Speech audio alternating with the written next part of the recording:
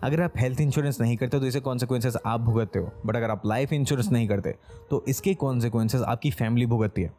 तो क्या होते हैं गाइस ये कॉन्सिक्वेंसेस? आपको लाइफ इंश्योरेंस करना चाहिए कि नहीं करना चाहिए, कितना इंपॉर्टेंट है ये हर एक इंडिविजुअल के लिए, हर एक पॉइंट पे डिटेल में हम लोग डिस्कस करेंगे थ्रू आउट दिस वीडियो। मेरा नाम है शुभदीप, आप देख रहे हैं गेट सेट फाइनेंस, और इस वीडियो पे क्लिक करने के लिए आपको मेरे दिल से थैंक यू।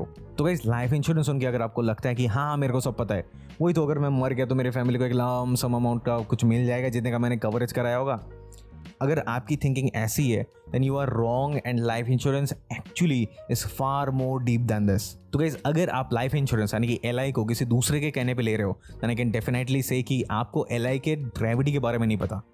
अगर आपको अपने पर्सनल फाइनेंस को बहुत अच्छे से मैनेज करना है तो आपको एलआई क्यों लेना है, उसके पीछे की स्ट्रैटेजी क्या है, उसके फंडामेंटल्स क्या है, बहुत अच्छे से क्लियर होने चाहिए। तो चलिए थ्रू आउट दिस वीडियो हम अपने फंडामेंटल को ही क्लियर करते हैं, राइट गाइस। लाइफ इंश्योरेंस को आप दो तरीके से देख सकते हो, पहला है एक्सपेंस प्रोटेक्टर और दूसरा है लायबिलिटी प्रोटेक्टर।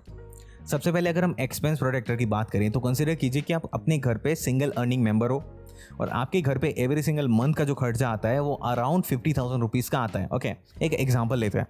तो आप पॉइंट को याद रखिए कि आप ही सिंगल अर्निंग मेंबर हो। ओके, इसीलिए आपकी अगर डेथ हो जाए, भगवान अगर अगर आपकी कोई डेथ हो जाए तो आपके घर में, क्योंकि आप सिंगल अर्निंग मेंबर थे इसलिए कमाने का और कोई भी ऑप्शन नहीं है इनकम का। ओके, इसीलिए आपका जो लाइफ इंश्योरेंस है आपको स्ट्रेटजी ऐसी बनानी पड़ेगी कि आपके घर में एवरी सिंगल मंथ 50,000 रुपीज़ आता रहे। ओके, जैसे अगर कंसिडर करते हैं कि आपने 1 करोड़ का इंश्योरेंस करवाया, इसीलिए आपकी अगर डेथ हो जाए तो 1 करोड़ का लमसम अमाउंट आपके फैमिली मेम्बर्स को मिल जाएगा। उसको अगर वो डिपॉजिट कर दें कहीं पे, कंसिडर कर देंगे कि एफडी उन्होंने कर दिया है 6% पर एनम, तो 1 करोड़ का 6% कितना होता है? 6 lakh rupees every single year, और 6 लाख रुपीज़ मतलब एवरी सिंगल मंथ उनके घर में जो पैसे पहुंचेंगे वो होंगे 50,000 रुपीज़। ओके, इसीलिए अगर आपने लाइफ इंश्योरेंस करवाया तो ना ही सिर्फ आपके फैमिली के ऊपर से वो बर्डन जो है वो हट जाएगा, और आपके फैमिली के ऊपर जो एक्सपेंस आता था एवरी सिंगल मंथ वो आप पहले से ही सिक्योर करके रख रहे हो अगर आप लाइफ इंश्योरेंस करवा रहे हो तो। ओके, इसीलिए लाइफ इंश्योरेंस को आप स्ट्रैटेजी के साथ लेके चलिए और उसे सबसे पहले आप एक्सपेंस प्रोटेक्टर की तरह देखिए। और गाइज अगर हम लाइफ इंश्योरेंस को देखें एज अ लायबिलिटी प्रोटेक्टर तो कंसिडर करते कि आपके ऊपर कोई हैवी लोन हो of may be a home loan of 1 crore rupees और आपकी डेथ हो जाए बिफोर द पेमेंट, तो आपकी फैमिली को घर छोड़ना पड़ सकता है आपके डेथ के बाद। ओके, बट तब आपके पास अगर कोई लाइफ इंश्योरेंस होगा ऑफ 1 करोड़ रुपीज़ प्रीमियम का, ओके, तो आपकी फैमिली वो प्रीमियम के पाने के बाद ऑल टुगेदर वो जो होम लोन है वो पेमेंट कर सकती है। ओके, तो आपकी फैमिली को वो जो घर है वो छोड़ना नहीं पड़ेगा।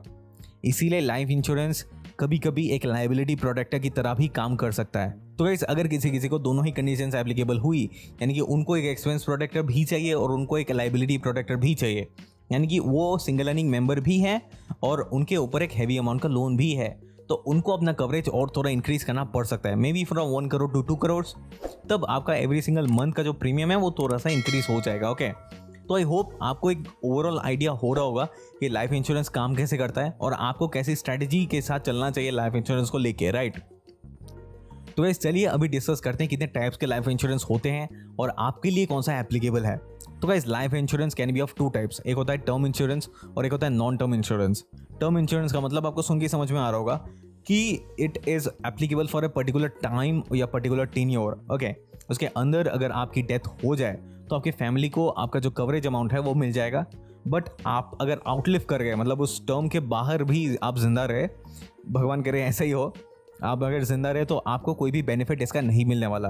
बट इसकी अच्छी बात यह है कि इसका प्रीमियम बहुत ही कम होता है, एवरी सिंगल मंथ आपको बहुत ही कम पेमेंट करना पड़ता है। ओके, और इसके जो कंडीशंस हैं ये नॉन फ्लेक्सिबल है, कोई भी कंडीशंस आप चेंज नहीं कर सकते। वेयर एज गाइस अगर आप नॉन टर्म इंश्योरेंस पे जाते हो तो वो कंप्लीटली ऑपोजिट है विद द टर्म इंश्योरेंस, यानी कि यहाँ भी कोई भी टर्म एप्लीकेबल नहीं होता है, ये आपको लाइफ लॉन्ग प्रोटेक्ट करता है और जब भी आपकी डेथ होगी तो आपके फैमिली मेम्बर्स को वो जो कवरेज अमाउंट है वो मिल जाएगा। Okay, but non term insurance का जो प्रीमियम है वो थोड़ा सा हाई होता है compare to the term insurance, और नॉन टर्म इंश्योरेंस के जो कंडीशंस है वो फ्लेक्सिबल होते हैं, यानी कि आप अपने हिसाब से इसको एडजस्ट कर सकते हो। तो गाइस फाइनली मैं आपको कुछ छोटे छोटे पॉइंट्स बता देता हूँ जिसे आप डेफिनेटली याद रखिएगा बिफोर टेकिंग द इंश्योरेंस। उसमें से जो पहला है वो है गिव कंप्लीट इन्फॉर्मेशन, ताकि आपके फैमिली मेम्बर्स को आपके जाने के बाद कोई भी प्रॉब्लम ना हो कवरेज लेते वक्त। ओके। एंड दूसरा है चेक एवरीथिंग योरसेल्फ। ये आपके लाइफ की बात है, इसीलिए हर एक चीज़ को आपको खुद को बहुत ही डिटेल से पढ़ना पड़ेगा, ताकि आपके फैमिली मेम्बर्स को कोई भी प्रॉब्लम बाद में जाके ना हो। और गाइस उसके बाद आपको अपने नॉमिनी और अपना बैंक डिटेल ऑलवेज अपडेट करके रखना चाहिए। यानी कि आपने अगर कंसिडर कीजिए कि पहले अपने मदर को किया था नॉमिनी, बट आप अभी सोच रहे हो कि अपने वाइफ को नॉमिनी करोगे, तो आप ऑलवेज अपडेट करके ही रखना। और बैंक डिटेल्स ऐसा ना हो कि आपने जब दिया था वो इंश्योरेंस करवाया था तो आप कोई दूसरा बैंक अकाउंट यूज़ करते थे और वो बाद में आपने क्लोज़ कर दिया और फिर अभी दूसरा कोई बैंक अकाउंट यूज़ कर रहे हो। बैंक अकाउंट डिटेल्स भी ऑलवेज अपडेटेड ही दीजिएगा या फिर ऑलवेज अपडेट कीजिएगा। ओके। और गाइस तीसरा है कि आप कभी भी इंश्योरेंस लेते वक्त अपनी किसी भी इलनेस के बारे में कभी मत छुपाइएगा, क्योंकि इससे बहुत ज़्यादा प्रॉब्लम आती है क्लेम करते वक्त। ओके। और यही मेन रीज़न होता है क्लेम रिजेक्ट करने का। और गाइस फाइनली किसी भी एक पर्सन को आपके इस इंश्योरेंस के बारे में पता होना चाहिए, ताकि वो फ्यूचर में आपके जाने के बाद आपके फैमिली मेम्बर्स को हेल्प कर सके। ओके। तो guys that's all for this video. I hope आपको इस वीडियो से कुछ नया समझ में आया होगा और ये वीडियो अच्छा लगा होगा। अगर लगा है then definitely like this video and subscribe to the channel.